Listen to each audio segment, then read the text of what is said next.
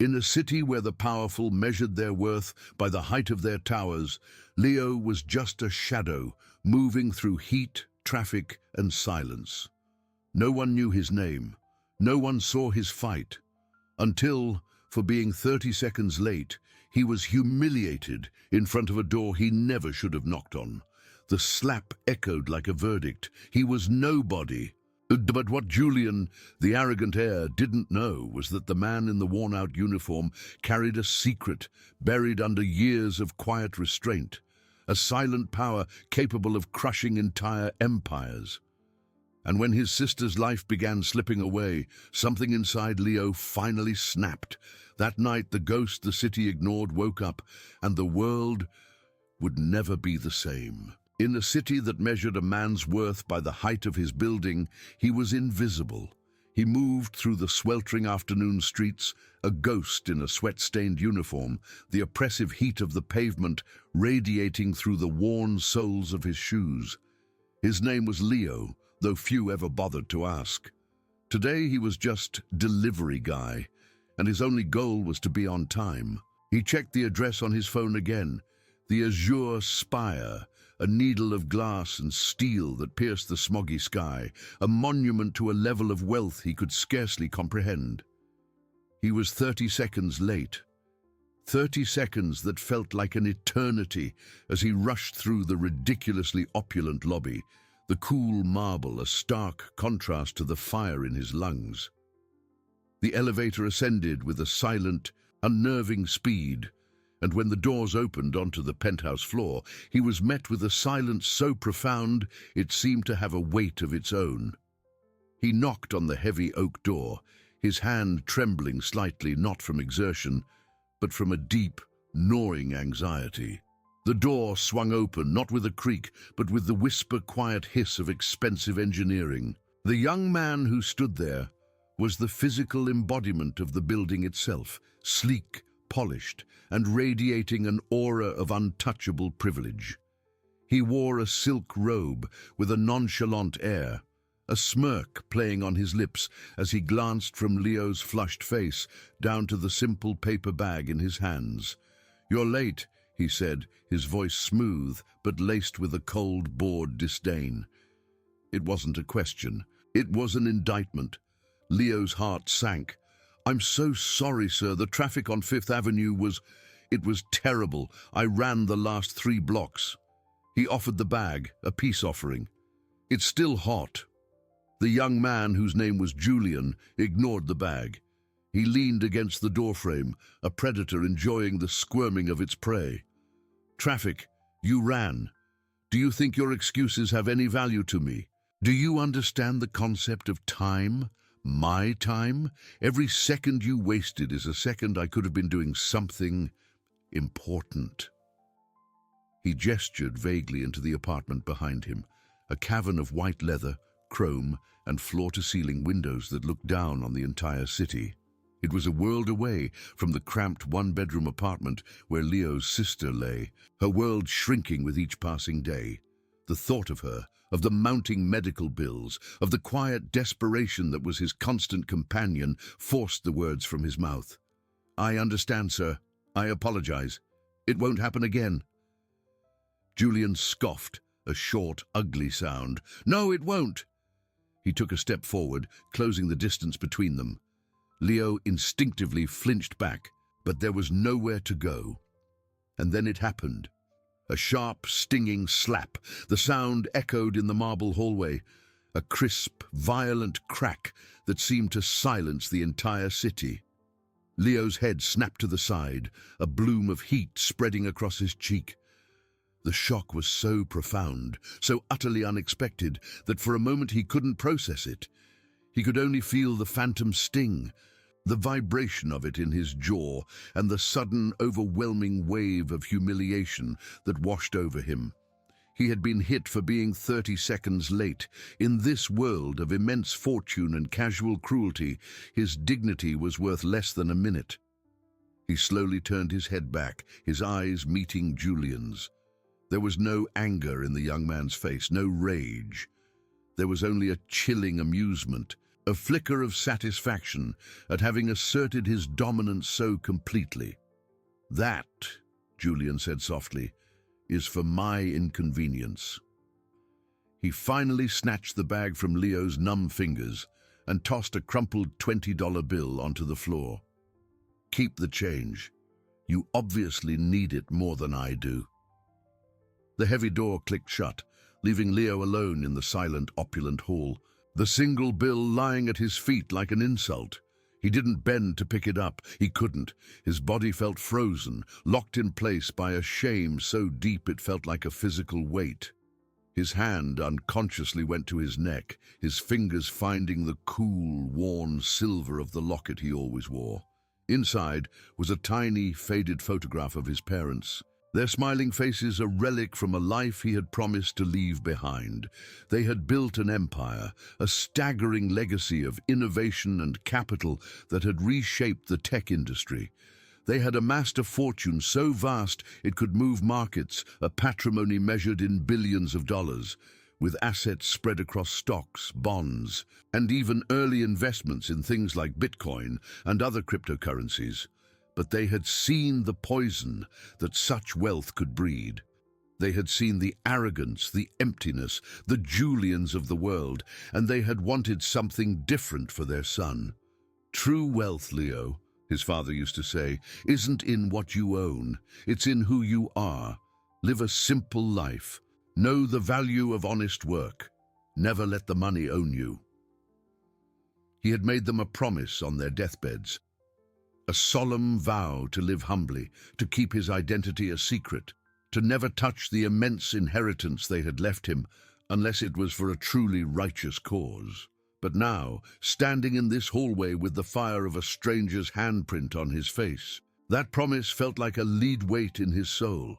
His sister Maya was sick. A rare, debilitating illness was slowly stealing her future, and the only hope was an experimental treatment with a price tag that looked like a king's ransom. Every dollar he earned from this job, every humiliating moment he endured, was for her. He was living his parents' philosophy, but it was Maya who was paying the price. The need for this job, for the meager income it provided, forced him to swallow the acid taste of injustice. He took a deep, shuddering breath, straightened his uniform, and turned his back on the closed door. He left the crumpled bill on the pristine marble floor and walked away, the phantom sting on his cheek, a burning reminder of the promise he was struggling to keep, and the new, terrifying question of what it was truly costing him. The following weeks were a blur of exhaustion and fear. Leo worked double shifts, picking up every delivery route he could, his body aching but his mind singularly focused on the rising tide of medical expenses. Maya's condition was deteriorating. The doctors spoke in hushed clinical tones about her rare autoimmune disorder, using terms like aggressive and unresponsive to conventional therapy. Her only real hope was an experimental gene therapy, a treatment so new and prohibitively expensive that it felt more like a myth than a medical procedure. The cost was astronomical, a figure that would require a lifetime of deliveries to even approach. The waiting list was a cruel lottery, and every day that passed felt like a door closing on her future. The delivery job wasn't enough. The meager income was a single bucket against a relentless flood. Desperation led him to a second job, a position as a busboy at Celeste, a restaurant so exclusive it didn't have a sign, only a discreet, polished brass plaque next to an imposing mahogany door. It was a place where the city's elite came to trade gossip and make deals over plates of food that cost more than Leo's weekly rent. The work was grueling, clearing tables, polishing silverware, staying invisible, but the pay was better, and the under-the-table cash tips offered a sliver of hope. It was on his third night that he saw him. Julian was seated at a prime corner table, holding court with a group of equally smug-looking friends. He looked different in a tailored suit, but the same cold arrogance radiated from him like a palpable chill. For a moment, Leo's blood ran cold. He hoped he wouldn't be noticed, a faceless cog in the restaurant's machinery. But as he passed the table to clear another, Julian's eyes flickered up and locked onto his. A slow, cruel smile spread across his face. He had been recognized. From that moment on, Celeste became a new kind of hell. Julian made it his personal mission to torment Leo. He would accidentally drop his napkin just as Leo passed, forcing him to stoop and retrieve it. He would complain loudly about a smudge on a water glass Leo had just polished, his voice carrying across the dining room. He would call him over with an imperious snap of his fingers, only to dismiss him with a wave of his hand. Each act was a small, calculated cut designed to humiliate, to remind Leo of his place. And Leo endured it all, his jaw tight, his eyes fixed on the image of Maya's weakening smile. He needed this job. He needed every dollar. The breaking point came on a busy Saturday night. The restaurant was buzzing, a symphony of clinking glasses and hushed important conversations. Leo was navigating the crowded floor, a large, heavy tray laden with the remnants of a four-course meal balanced expertly on his shoulder. As he approached Julian's table, Julian stretched his leg out into the narrow aisle, a deliberate, lazy movement disguised as a casual shift in his seat. Leo didn't see it until it was too late. His foot caught, his balance shattered, and the world tilted into chaos. The crash was explosive. Porcelain plates shattered against the marble floor, sending shards and expensive food scattering in every direction. The entire restaurant fell silent. Every eye turned to the source of the commotion. Leo on his hands and knees amidst the wreckage, a splash of red wine staining his white uniform like a wound. Humiliation, hot and absolute, washed over him. Before he could even stammer an apology, Julian was on his feet, his face a mask of theatrical fury. "You clumsy idiot!" he roared, his voice slicing through the silence. "Look what you've done! This suit is worth more than your entire life!" He strode over to where Leo was trying to gather the broken pieces, his hands shaking. He loomed over him, a dark shadow of privilege. And then for the second time he slapped him. It was harder this time, more public, a crack of sound that made several patrons gasp. "You are completely and utterly incompetent," Julian spat, his voice dripping with venom. The restaurant manager rushed over, his face pale and apologetic, not to Leo, but to Julian. "Mr. Vance, I am so sorry. Please, your meal is on the house. Everything is on the house." He then turned to Leo, his expression hardening into cold fury. "You're fired. Get out now." No one spoke up, no one intervened. They just watched as Leo, a fresh red handprint blooming on his cheek, slowly got to his feet. He didn't look at Julian. He couldn't. He simply turned and walked towards the exit, the weight of 100 indifferent stares on his back. As he pushed through the kitchen doors, he caught the eye of a young waitress. She was standing by the service station, her face a mixture of pity and outrage. In her hand, held discreetly by her side, was her phone. She had seen everything. And as Leo disappeared into the night, she pressed the record button, capturing the smug look on Julian's face as he accepted the manager's fawning apologies. She knew injustice when she saw it, and she had just saved the proof. The loss of the second job was a silent, crushing weight on Leo's shoulders as he walked home through the city's indifferent streets. Each step was heavy, the concrete unforgiving. The red mark on his cheek had faded, but the internal sting of humiliation burned brighter than ever. He wasn't just fired, he had been publicly degraded, made into a spectacle for the amusement of a man who treated cruelty as a sport. He felt a profound sense of failure, not for himself, but for Maya. The extra income from Celeste, the cash tips he had so carefully counted each night, had been a lifeline. Now, it was gone. He received the call the next morning. It was Dr. Evans from the hospital, her usually calm and professional voice strained with a new urgency. Maya had suffered a severe complication overnight. Her body was rejecting the latest round of conventional treatments. "Leo," the doctor said, her words careful but heavy. "We're running out of options. Her condition is now critical. The experimental gene therapy. It's no longer a long-term hope. It's her only chance, and she needs it now." The world tilted on its axis. The ticking clock that had been a dull beat in the back of his mind was now a deafening siren. "Now?" Leo whispered, his throat tight. "But the waiting list, the cost." "I'm trying to pull some strings," Dr. Evans said, her voice softening with pity. "But the financial side is out of my hands. The hospital requires a substantial deposit to even begin the process. We're talking about a sum that could fund a small research lab." A sum. It was always a sum. A number on a page that stood between his sister and her life. He hung up the phone, his hand shaking so violently he could barely place it back in the cradle. Panic, cold and sharp, seized him. He couldn't wait for another weekly paycheck. He needed a significant amount of money, and he needed it immediately. He thought of the vast inheritance, the portfolio of stocks and bonds, the digital wallets holding Bitcoin and other cryptocurrencies whose value had skyrocketed. His net worth was a staggering figure, a fortune built on his parents' genius.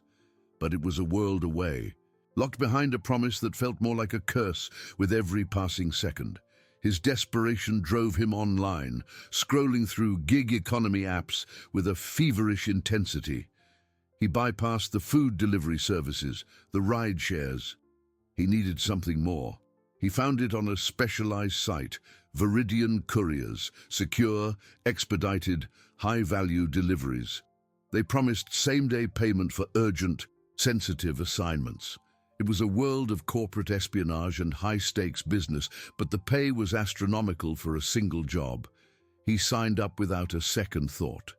Within an hour, he had an assignment. The instructions were precise and encrypted. He was to pick up a small, climate-controlled Pelican case and deliver it with extreme care to the headquarters of Vance Industries. The payout was enough to cover the deposit Dr. Evans had mentioned. Hope, fragile but fierce, flickered within him. Vance Industries was a titan of the corporate world, its headquarters a black glass monolith that seemed to absorb the sunlight. The lobby was a cathedral of power, all granite and hushed reverence for capital. After a series of security checks that felt more appropriate for a military base, Leo was escorted to the 40th floor. The air here was different, thin and charged with the energy of immense wealth and influence. He was led to a glass-walled conference room overlooking the city. A formidable man in a perfectly tailored suit stood with his back to the door, staring out the window. He turned as Leo entered. He was older, with sharp, cold eyes and an air of absolute authority. This was Marcus Vance, the company's ruthless CEO. And standing beside him, a smirk already forming on his face, was his son, Julian. Leo's heart stopped. Of all the places, all the people in this vast city, it had to be him. Julian's smirk widened into a grin of pure, malevolent delight. "Well, well, well," he drawled, his voice echoing in the sterile room. "Look what the cat dragged in, from food boy to bus boy to... what is it now? A glorified errand boy?" He looked Leo up and down, his gaze lingering on the simple uniform. "You just don't quit, do you? I almost have to admire the persistence. Almost." Leo stood frozen, the precious case held tightly in his hands. He looked at the CEO, hoping for some flicker of decency, some intervention, but Marcus Vance just watched, his expression unreadable, as if observing a mildly interesting scientific experiment. "What do you have there?" Julian asked, stepping forward. He didn't wait for an answer. He snatched the delicate case from Leo's grasp. "Something important, I bet.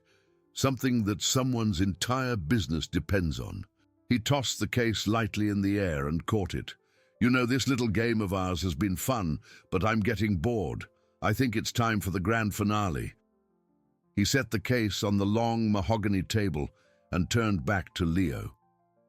"And then, For the third and final time, he struck him. The slap was clinical, precise, and delivered with a cold fury. It wasn't about inconvenience or incompetence this time. It was about power. It was a statement. I can do this to you whenever I want, and no one will stop me. Leo staggered back, the impact ringing in his ears. But the physical pain was nothing compared to what came next. Julian picked up the case, a cruel smile twisting his features. "Game over," he said softly, and with a final, deliberate act of contempt, he threw the fragile component to the polished stone floor. It shattered with a sickening crackle of breaking electronics and splintering plastic. Julian then took a step forward, leaned in close, and spat on the chest of Leo's uniform, the ultimate act of degradation, the final, unbearable insult. For a long moment, Leo didn't move. He didn't wipe the spittle from his uniform.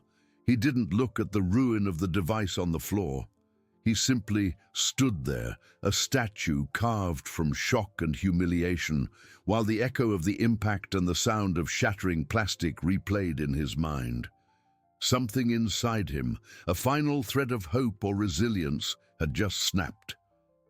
He slowly lifted his eyes, not to Julian, but to his father. Marcus Vance had not moved. He watched the scene with the detached curiosity of a biologist observing insects. There was no disapproval, no surprise, only a cold, analytical stillness. He saw his son's cruelty not as a flaw, but as a tool, an extension of his own ruthless will. Finally, Marcus spoke, his voice a low rumble of authority that filled the room. "Julian," he said, his tone bored, "stop playing with your food. You've made your point." He then glanced at Leo, his eyes dismissing him as utterly insignificant. "Get out." Two security guards materialized by the door, their presence a silent, menacing command. Leo turned, his movements stiff and robotic. He walked out of the conference room, down the long, silent corridor, and into the elevator. The spit on his uniform, a cold, damp reminder of his absolute powerlessness. As the elevator descended, he saw his reflection in the polished steel doors, a defeated man in a stained uniform. But beneath the shame, a new and terrifying emotion was beginning to stir. It was a cold, quiet emptiness that was quickly hardening into something else, something sharp and unyielding. Once outside, back in the oppressive city heat, he leaned against the cold glass of the building and took a breath. His first call was to the Viridian Courier's dispatcher. The man's voice was already frantic. "What's the status? Did you deliver it? The client is going ballistic." "There was an incident," Leo said, his own voice sounding distant and hollow. "The package was destroyed by the recipient." A string of curses erupted from the other end of the line. "Destroyed? Do you have any idea what that was? That wasn't just a package. That was the only working prototype from MedTech Innovations. A one-of-a-kind piece of equipment worth millions in research and development capital. MedTech Innovations. The name sent a jolt of ice through Leo's veins. He had seen it on the brochures in Dr. Evans' office. They were the pioneers behind the very gene therapy Maya needed. "A prototype for what?" Leo asked, his voice barely a whisper. "The Genesis Core," the dispatcher yelled, his frustration boiling over. "It's the heart of a new medical device, something for, I don't know, advanced genetic treatments. Look, our insurance will be ruined, our contract is void, this is a catastrophe." Leo hung up. His hands were shaking again, but this time it wasn't from fear, it was from a dawning, monstrous understanding.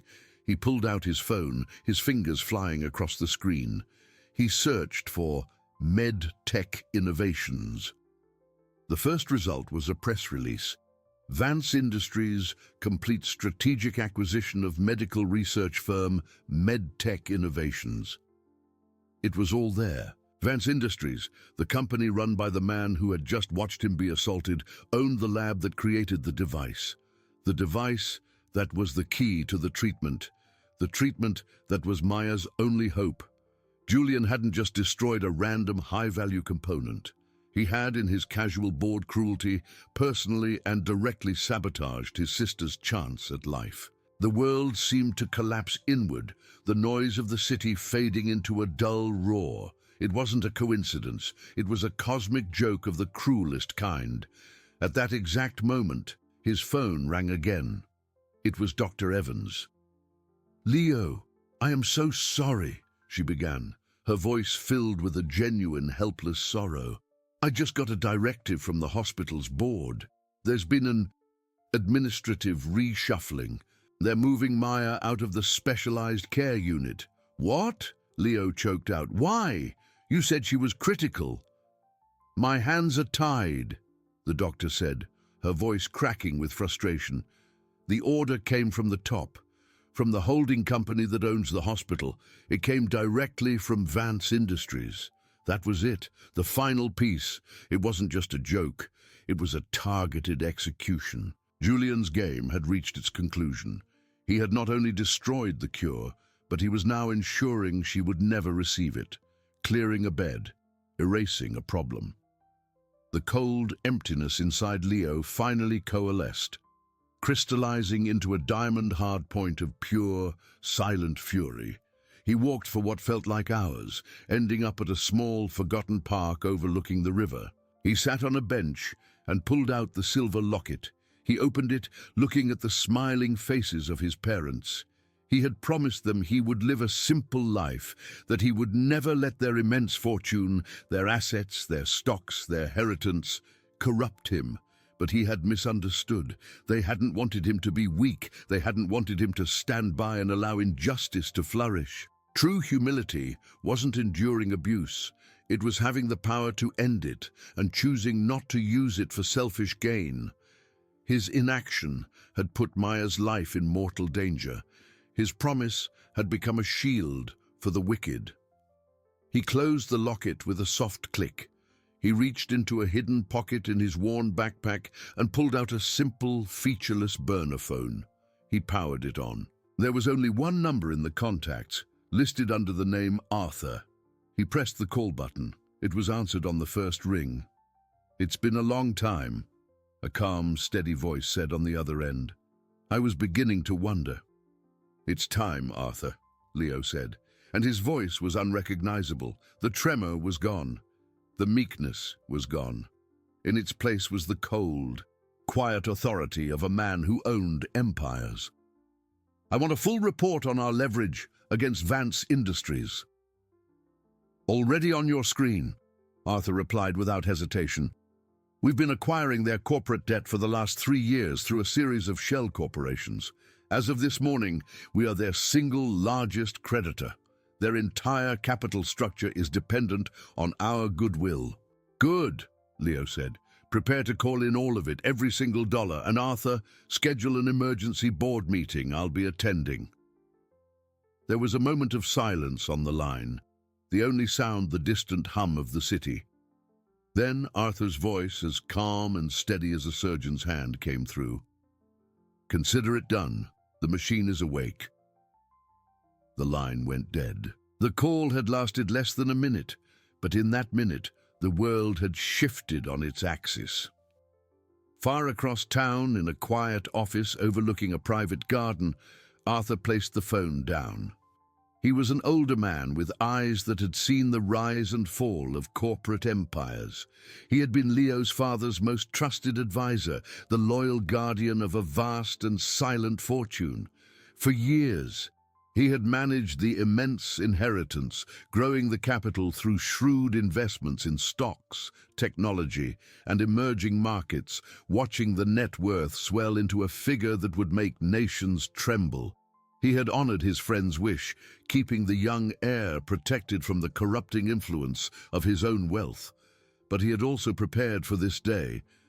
With a few keystrokes, he activated a series of protocols that had lain dormant for a decade. A cascade of digital commands shot across the globe. In Zurich, a fund manager was instructed to halt the rollover of a massive bond portfolio. In London, a legal team was roused from their sleep to review the covenants on corporate debt instruments. In New York, a series of sell orders for competing company stocks were queued, ready to destabilize the market at a moment's notice. The wealth Leo had ignored, a sprawling empire of assets, a dragon's hoard of dollars, euros, and cryptocurrency, was no longer sleeping.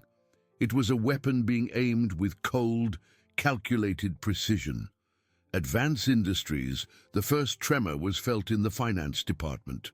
A junior analyst's screen flashed with a Priority 1 alert from their legal compliance software. An emergency board meeting had been called by their primary creditor, a notoriously reclusive holding company known as Ethelred Capital. The analyst, thinking it was a glitch, ran the report again. The result was the same.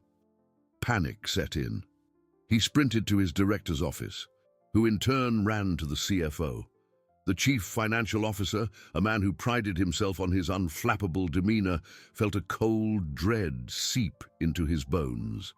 Ethelred Capital was the company's boogeyman. For 3 years, the mysterious entity had been quietly buying up their corporate debt on the secondary market. They now held a controlling interest in the company's liabilities, a financial sword of Damocles that the entire C-suite pretended wasn't hanging over their heads. He burst into Marcus Vance's office without knocking. "Marcus, we have a problem, a big one." Marcus looked up from a report, his face a mask of annoyance. "Whatever it is, it can wait." "No, it can't. Ethelred Capital just called an emergency board meeting for this afternoon." Marcus's annoyance vanished, replaced by a flicker of genuine concern. "What do they want?" "They didn't say. They just invoked Clause 12B of the credit agreement. They have the right. Marcus, they can call in the entire debt. If they do, our cash flow won't cover it. Our other lines of credit will freeze. It would trigger an immediate bankruptcy." Marcus Vance stood up and walked to the window, staring down at the city he believed he owned.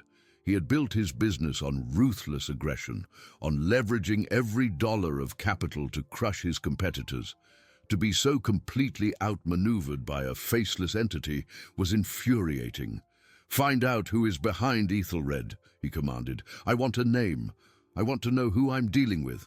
But an hour later, the CFO returned, his face pale. "We can't. It's a ghost. The ownership is buried under a dozen layers of international shell corporations and blind trusts. The capital seems limitless. Whoever they are, they're not just a multimillionaire. They're a billionaire, maybe more. They've made their fortune invisible."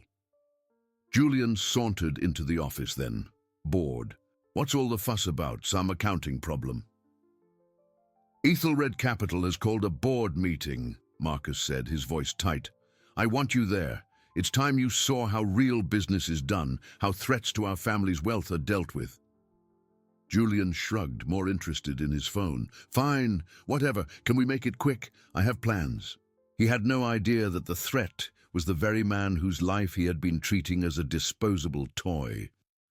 Back in his cramped apartment, Leo carefully removed the stained uniform. He folded it and placed it in a bag, a final shedding of a skin he had worn for too long. He walked to a closet at the back of the apartment, a space he hadn't opened in years. It didn't contain designer clothes or flashy suits. It held simple, timeless pieces, custom-tailored from the finest materials, the quiet uniform of old money, of power that doesn't need to shout. He selected a simple charcoal suit, a crisp white shirt, and a plain silk tie. As he dressed, he saw his reflection. The anxiety and exhaustion were gone from his eyes, replaced by a steely, unbreakable calm. He was no longer a victim of the city's cruelty.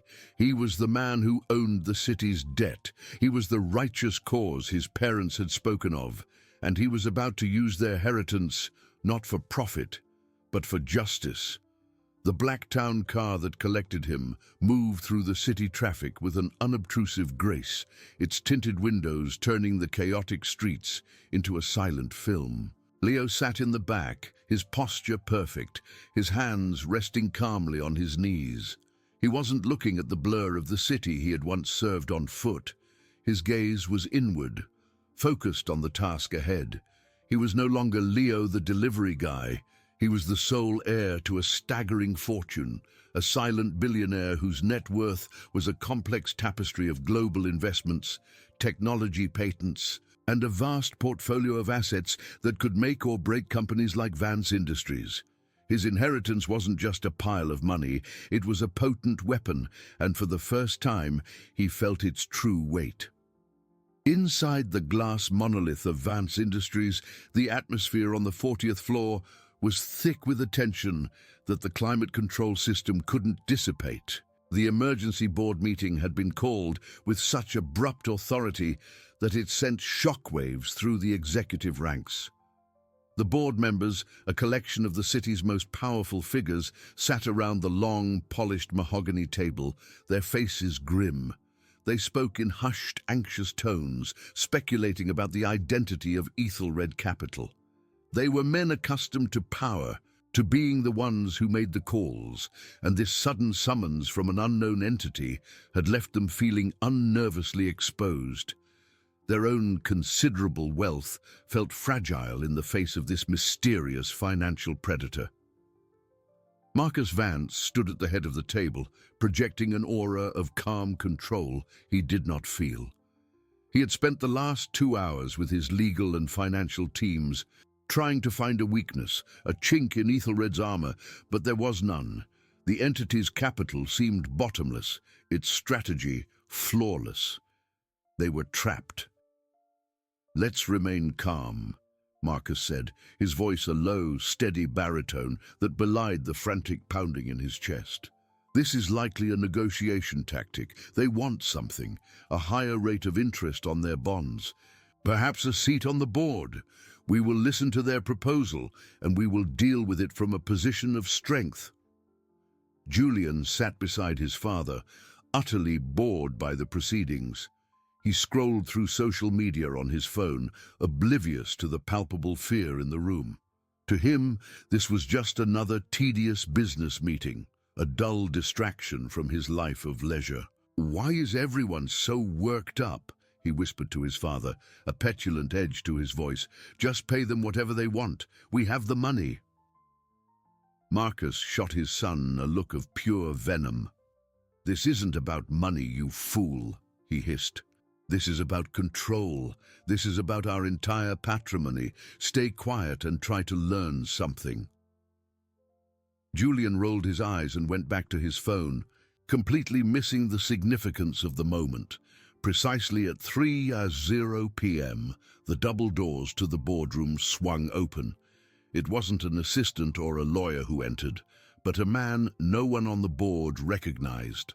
He was of average height, dressed in a simple, perfectly tailored charcoal suit that spoke of quiet confidence rather than flashy wealth.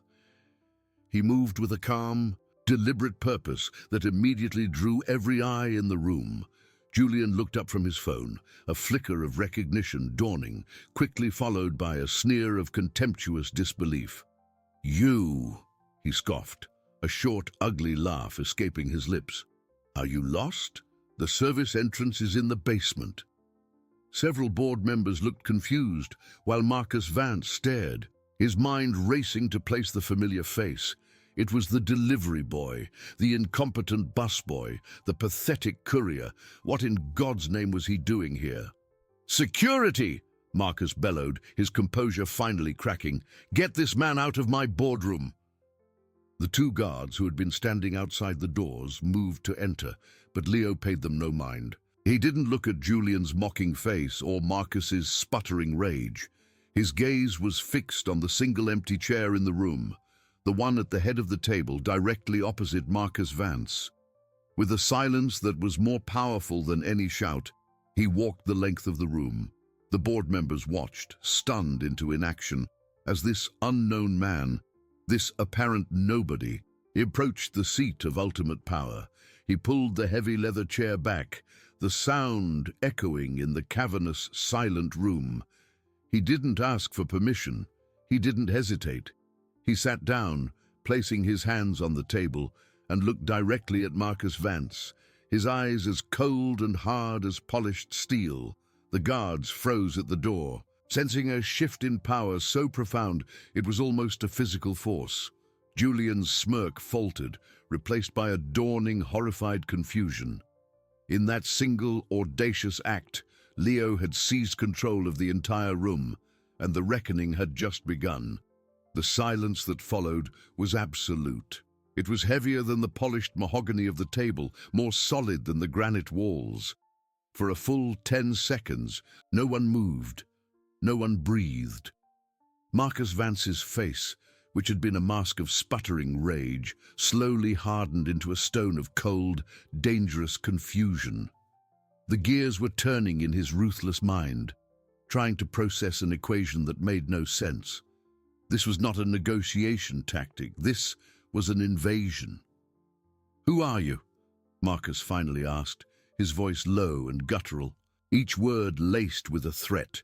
Leo didn't answer him directly. He let his gaze drift slowly around the table, meeting the eyes of each board member. They were a gallery of powerful men, titans of industry and finance, but under his calm, appraising stare, they shifted uncomfortably in their expensive leather chairs. His silence was a weapon, and he wielded it with terrifying precision. Finally, he spoke, and his voice was not the meek, apologetic tone they had heard before. It was clear, steady, and carried an authority that seemed to emanate from the very core of his being. "The guards can leave," he said, not as a request, but as a statement of fact. "They won't be needed." Marcus opened his mouth to countermand the order, but before he could speak, the double doors opened once more. An older man with silver hair and the quiet, unshakable confidence of a lifelong kingmaker entered the room. It was Arthur. He carried a slim leather briefcase and walked with a purpose that instantly commanded respect. He nodded once, almost imperceptibly, to Leo before addressing the room. "Good afternoon, gentlemen," Arthur said, his voice as smooth and aged as fine whiskey. "My name is Arthur Covington. I am Chief Counsel for Ethelred Capital, and I'm here on behalf of my client." He gestured with an open hand towards Leo. "The sole owner of that capital." A collective gasp, soft but audible, rippled through the room. The board members stared from Leo to Arthur and back again, their faces a mixture of disbelief and dawning horror. Julian's mouth hung slightly open, his brain failing to connect the image of the man he had tormented with the name of the financial entity that held their entire corporate empire in a stranglehold. "This is a joke," Julian stammered, looking to his father for reassurance. "A ridiculous, pathetic joke." Arthur ignored him completely. He opened his briefcase and placed a single, slim tablet on the table, sliding it to the center. "Let's dispense with the theatrics," he said coolly. "As of this morning, my client, through Ethelred Capital, controls over 60% of your company's outstanding corporate debt. The documents are all in order: your entire financial structure, your lines of credit, your ability to make payroll next month. It all rests on his goodwill." He paused, letting the weight of that statement settle. The CFO of Vance Industries looked like he was about to be physically ill. "But that," Arthur continued, a faint, cold smile touching his lips, "is merely the appetizer. The real issue is intellectual property." He tapped the tablet, and the large screen at the end of the boardroom flickered to life. It displayed a series of complex schematics and patent registration numbers. For the last 18 months, Vance Industries has been aggressively trying to license a portfolio of revolutionary patents in microprocessing and biotech, patents that are essential for your next generation of products. Without them, your 5-year growth plan is a work of fiction, and your stock will be worthless within 2 years. Marcus Vance's eyes were glued to the screen, a sick recognition dawning on his face. "Those patents are held by an anonymous inventor," he said, his voice tight. "No one has been able to find him." "He hasn't been hiding," Arthur corrected gently. "He was simply living his life. Allow me to introduce you to the sole inventor and owner of that entire patent portfolio." He once again gestured towards Leo, who had not moved, his eyes still locked on Marcus. The room was no longer silent. It was dead. The air had been sucked out of it. The man they had dismissed, abused, and spat upon was not just their creditor, he was the very foundation of their future. He was the billionaire ghost who held their fortune, their patrimony, and their legacy in the palm of his hand. But Leo wasn't finished. The financial and technological destruction was just the beginning. Now came the moral reckoning. "There is one more piece of business," Leo said, speaking for the second time. His voice cut through the stunned silence like a shard of glass. At his signal, Arthur opened the boardroom doors again. A young woman stood there, looking nervous but resolute. It was the waitress from Celeste. "What is the meaning of this?" One of the board members finally managed to ask, his voice trembling. "This is a character witness," Leo said calmly. He nodded to the waitress. She stepped forward, took out her phone, and connected it to the room's display system. The screen that had just shown patent schematics now showed the dining room of Celeste. It showed Leo on the floor amidst shattered plates. And then, in crystal clear high definition, it showed Julian Vance slapping him across the face, his voice filled with venom, while the entire room watched. The board members recoiled as if they had been struck themselves. They looked from the smug, cruel face of Julian on the screen to the pale, horrified young man sitting beside his father. The video was irrefutable, a raw and ugly portrait of the kind of man they had entrusted with the family name. The waitress's quiet, steady testimony that followed, describing weeks of relentless bullying, sealed his fate. When the video ended, Leo finally stood up. "Your son's character is a liability this company can no longer afford," he said, his voice devoid of all emotion. "But his actions have had consequences far beyond a simple act of public humiliation." He looked directly at Julian, whose face had drained of all color. "The package you destroyed in this very building yesterday was not just a component. It was the only working prototype of the Genesis core, the heart of the med-tech device. You have single-handedly set back a life-saving medical project by at least a year. You have jeopardized the lives of every patient on that waiting list, including my sisters. This final revelation landed with the force of a physical blow. The air in the room became thick, heavy, and unbreathable. The board members, who had been watching with a mix of fear and morbid fascination, now looked at Julian with undisguised revulsion. He was no longer just an arrogant heir. He was a monster whose casual cruelty had tangible, life-threatening consequences. Marcus Vance's face, already pale, turned a ghastly shade of grey. The entire structure of his life, the empire he had built, the legacy he intended to pass on, was crumbling before his eyes, brought down not by a corporate rival, but by the hubris of his own son. This is a lie," Julian stammered, his voice a pathetic whimper. "A fabrication. He's trying to ruin us." Leo didn't even glance at him. His focus remained locked on Marcus, the true source of power in the room. "Your son's actions have created a public relations and humanitarian disaster of epic proportions for this company, a story that the media will devour. Vance Industries destroys life-saving cure for amusement. Imagine the impact on your stock price. Imagine the lawsuits from the families of the patients who will now suffer because of him." He let the words hang in the air, a vision of total ruin. Then he delivered the final devastating stroke.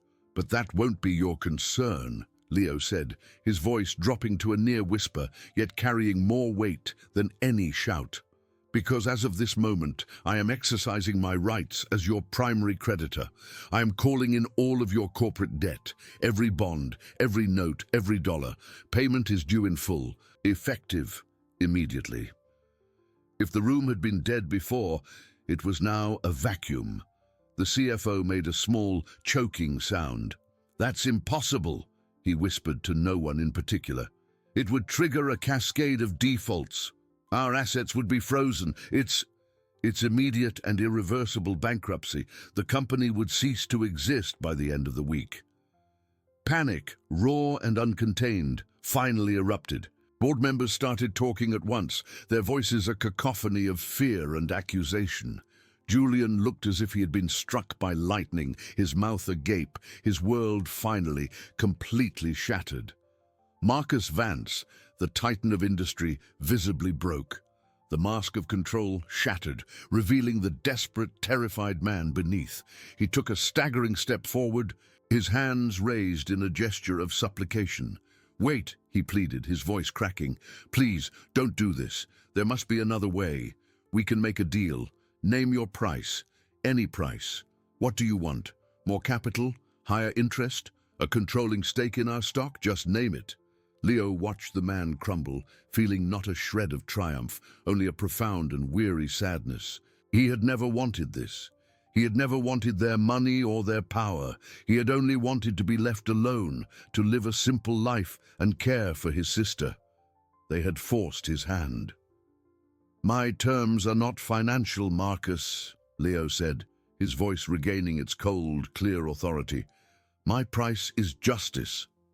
He began to pace slowly before the head of the table, a judge delivering a sentence.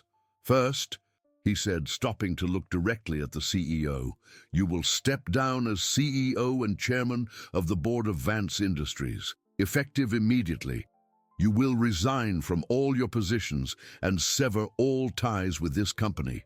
Your reign is over." Marcus swayed as if he'd been physically struck. "Second," Leo continued, his voice unrelenting, "this company will divert all necessary resources to fast-track the MedTech project. You will rebuild the Genesis core, no matter the cost, and you will provide the resulting gene therapy treatment, free of charge, to every single patient currently on the waiting list. The first recipient of that treatment will be my sister, Maya." The board members looked at each other, a flicker of hope in their eyes. This was a massive expense, but it was survivable. It was a path forward. "Third," Leo said, turning his gaze for the first time to the trembling, broken figure of Julian Vance. "And finally," he walked until he was standing directly in front of the young man who had caused him so much pain. Julian flinched, instinctively raising a hand as if expecting another slap. "You will issue a formal public apology," Leo commanded.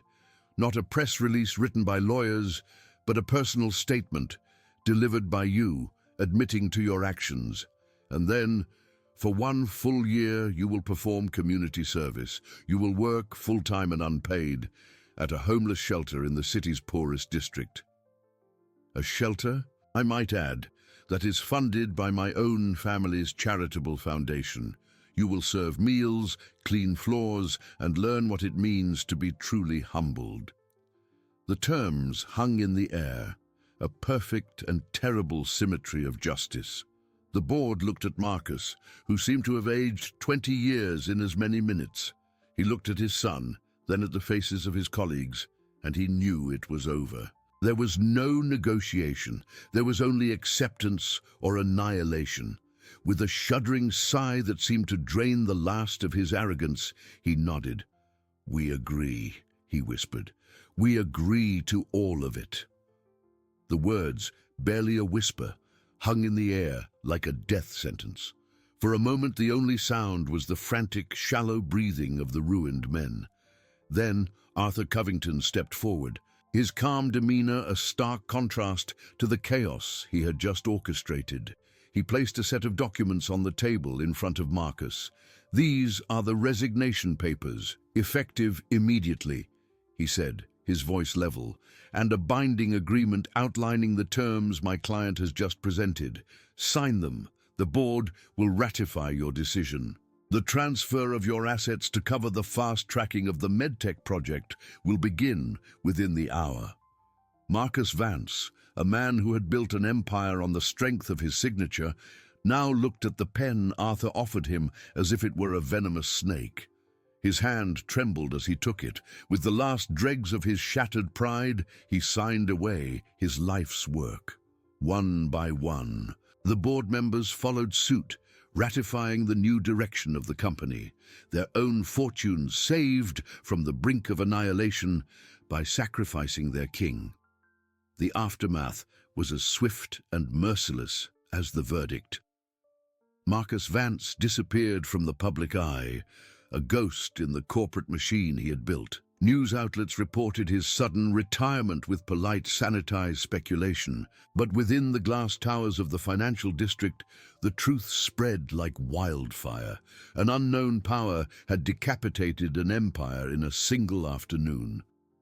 A few days later, the city's media landscape was dominated by a different story. A video, broadcast on every major network, showed Julian Vance standing at a podium, his face pale and stripped of its usual arrogance. Dressed in a cheap, ill-fitting suit, he read a prepared statement.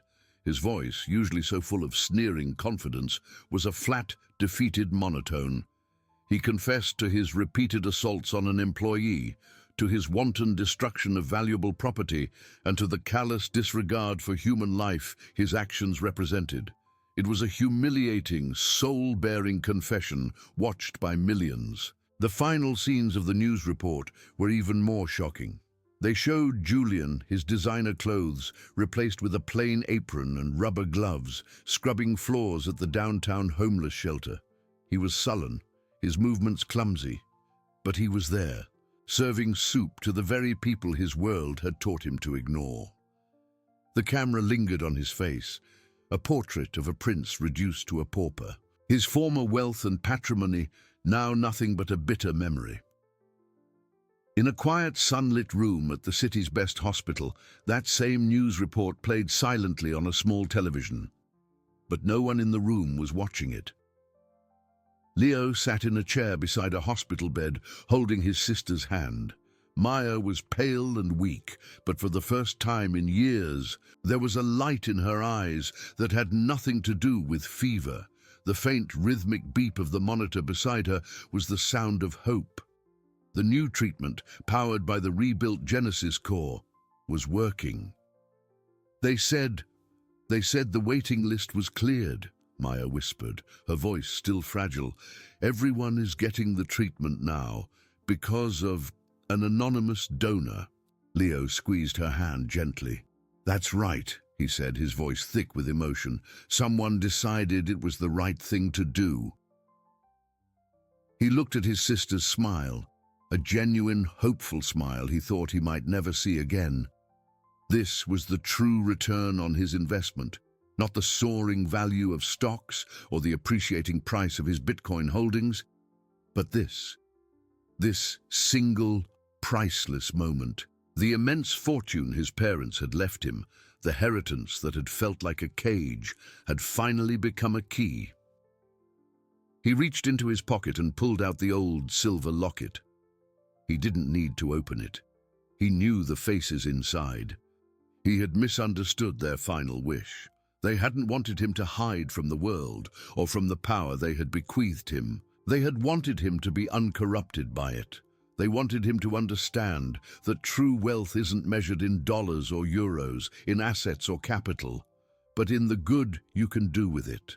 True humility wasn't about enduring cruelty. It was about having the strength to stop it, the wisdom to use immense power not for oneself, but for the justice of others. He had not just saved his sister. He had saved himself from the prison of his own promise. He had finally honored his parents' memory in the only way that truly mattered. His wealth was no longer a burden.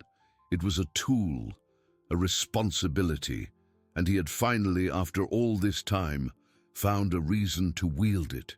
If this story of justice and redemption resonated with you, please show your support by giving this video a like and subscribing to our channel for more content that matters.